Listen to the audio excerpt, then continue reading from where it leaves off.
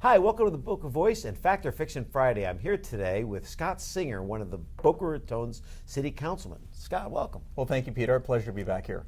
So tell me, what's going on in the city? Well, we have a lot going on in the city of Boca Raton. Some people think that while we have a summer schedule and we take a meeting off in June and a meeting off in July, the city's not active. Actually, we're probably at our most active at this point. Just this week alone, I probably spent about 30 hours so far in city business, and it's only Thursday afternoon. But just to recap what the city's doing, we had some very productive meetings and long meetings at our city council last week. We did an overall review of our goal setting session, which I'm happy to get into.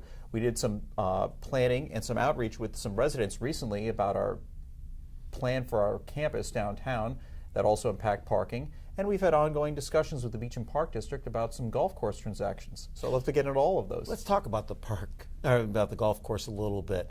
You know, it's kind of slowed down to a little bit of a crawl. Why is that? It is. And just to recap for everyone, we're talking about two different golf course transactions. We had some unsolicited offers last year to acquire the western course, the municipal course outside of the city limits. Those offers are all in the $73 million range. But at the same time, residents have reached out, and the Beach and Park District, a separate taxing body, has entered into a contract with Lennar to buy the Ocean Breeze course. That's a course up at Boca Chica. It's been closed for a while now. The Beach and Park District goal is to open that back up and make it a public course within the city limits, something we haven't had, at least an 18-hole course. They've entered into a contract for a $24 million transaction. We had a joint meeting with them in May. We asked them for quite a bit of information to back up the transaction and how they're projecting out future revenues. The Beach and Park District said that they believe that they could enter that purchase without raising the millage rate. And not only city residents pay that, but about 20,000 other residents who live in the district's territory and outside of the city all pay that millage every year. So we're waiting on more information for that. We have been having a number of conversations, waiting, and I think that's what's slowing things. It is a complex deal, to be fair, but I'll be reaching out again to my colleagues, or I guess my fellow electeds, commissioners, to see what we can do to get more information. Because in July 23rd, we expect to have another joint meeting between their board and our board, and the golf course will naturally be a topic of conversation. Great. So what else is going on in the city right now? A lot of great things. So just to recap what we did at our goal setting session, we had a little bit of a different format than in prior years. We actually had staff come back, work with our facilitator, and make a list of and provide timetables for specific goals to be accomplished in the next year. And just to recap for everyone, the city does a whole range of things. We have 120 capital improvement projects that are ongoing. So aside from providing world-class and award-winning services, fire, police, water, sewer, sanitation, a whole range of other recreational offerings, we're also constantly revitalizing the city. And all of those things take time. We've spent more money in the budget to increase economic development and our communication staff, and those are things I'm proud to support and help spearhead, and we're going to have to be doing more of it. So on a challenge in a city like this, people think, well, you've got oodles of money. Well, we have needs too, and we're working hard at allocating that money and that time to those needs. So we had a productive meeting, we set goals, we prioritized things for the next year, and these will be rolled into the budget, which we'll be discussing in August and September. Speaking of budgets, I know there's going to be some things coming up about taxation. So what can you tell us about some taxation rates that may be affected here in the upcoming new elections? Absolutely. The Florida legislature just concluded its session, and for those of you who don't follow it, those are very tenuous times for cities. There's an old joke that cities only really feel safe when the legislature is not in session. And there were a number of initiatives this year that were designed to curb home rule. It's a principle, maybe our most basic, fundamental, that local issues should be determined locally. And the legislature imposed a number of burdens on us and sought to impose more that might even had they passed, would have had dramatic impacts on our quality of life, severely limiting our ability to regulate zoning, businesses, a whole range of issues. Luckily, those didn't pass, but it takes constant vigilance, lobbying by cities, municipalities, and their elected officials, and I serve along with other members of the City Council on a variety of boards to do that. But one issue that will be coming up for the voters to consider is in November of 2018, the legislature is putting on the ballot at the next governor's election a proposal to increase the homestead exemption. It would add another $25,000 into the amount on your homestead that's exempted.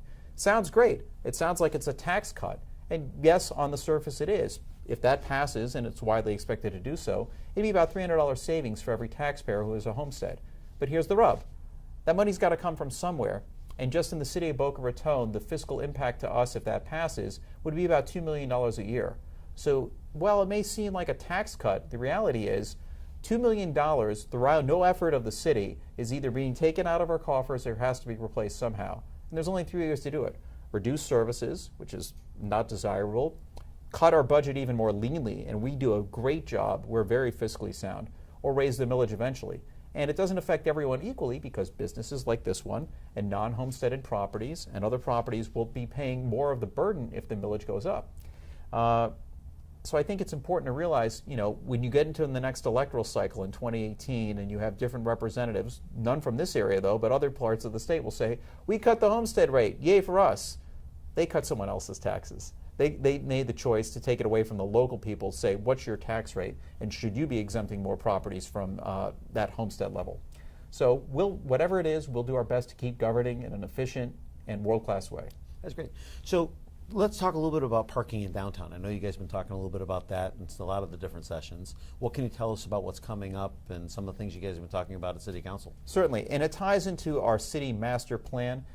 Yesterday we had an outreach session where we had our consultants come in and talk with about, I think 70 people showed up throughout the session to provide their feedback on what they'd like to see for the future of our City Hall campus. It's dilapidated, the building's 51 years old, and we don't have a lot of community center space. And a lot of the focus was on that. But one thing that came out of it, the question was asked, should we have a new parking garage downtown? And the answer was overwhelmingly yes. And personally, that's something I'm very happy to see because I've been advocating for a parking garage since I got on the council.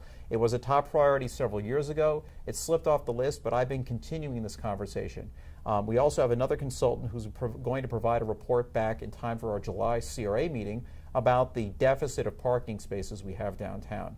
And I keep pressing this issue because we have the opportunity to build a garage on property the city currently owns now and have it open by the end of 2018. I think we've That quick? That quick. Wow. And I've confirmed that both with our consultants, with other cities who've worked with them, and our city staff. And yes, within 12 to 15 months, we could have a new garage open because we already have the land. It's been long anticipated. It's the parcel to the east of the downtown library. The alternative, which we'll all have to come to some consensus on, is do we acquire new land, which is easier said than done. There aren't that many downtown parcels, and I've talked to most of the property owners, and no one wants to sell willingly. And if we're talking about acquiring land, we're talking millions and millions of more dollars. Now, so there's two choices. Do you build a parking garage west of the tracks, but in our downtown, and close to what, more of the amenities and attractions will be east of Dixie? That's the land we have. Or wait, potentially, hypothetically, conceivably, hopefully, acquire land at the cost of millions of dollars to find something that's ideal. Wait for all of that to happen, then wait to build a garage. I certainly prefer the former, and I welcome anyone to share their thoughts with me because I think we need to respond to the parking need now. We're already working on circulators to get traffic in and around, so the site west of the garage would be a good one. People coming from the western parts of the city could park there and then use our circulator and other transit systems which we're developing to move around the downtown. It's a great question about transit systems. So there's a lot of talk around, in between the downtowner that has come and gone and other things. We've had a couple of different companies coming in and talking about, like the Pedicabs company that came in and talked, and there's different golf cart companies coming in. What are the city council talking about in regards to handling that traffic issue downtown? Certainly. Well, we've been exploring a number of things, and at our last city council meeting, we gave the guideline for the staff to go out for a request for a proposal, an RFP, basically a set of conditions where we're inviting people to come in and bid for what services they want to provide. The good news for residents is we seem to have a couple providers who are interested in providing a downtown type shuttle now. And for those that didn't know, the Downtowner wasn't city supported or funded. We were happy to have it here, but they were a private entity coming in for free, providing a service. It was tip based for people who would go from point A to point B. You use your phone you use an app on your phone, and they were supported by advertising revenue. We used it. Yes. We're an advertising agency as well, and we used it well, and we got a lot of great use out of that company. Well, that's good because we have at least 2 other providers and possibly more looking at replicating that service, and we continually invite them. If you want to come into the city of Boca tomorrow, you just need to get a business tax receipt, which takes about 5 minutes, a few dollars, and come on in. And they're looking at doing that. We do have pedicab providers, but we've also gone out to provide opportunities for other people to bid on a more formal relationship. I'm hoping that the private sector, and I think demand is there, that other people would come in and do exactly what you did, support the downtowner style shuttle. And we're eager to have a variety of options up and running before the season starts. That's great. Anything else going on that you want our viewers to know?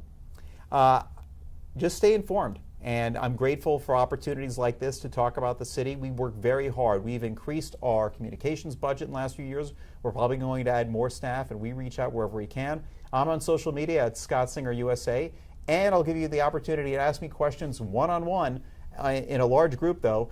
Next Tuesday at 6:30, I'll have another edition of Coffee and Conversation, my town hall series, and that'll be at the Downtown Library, Tuesday the 27th. And I have to commend you, Scott. I mean, I've been to those. I think they're absolutely phenomenal. I enjoy them considerably.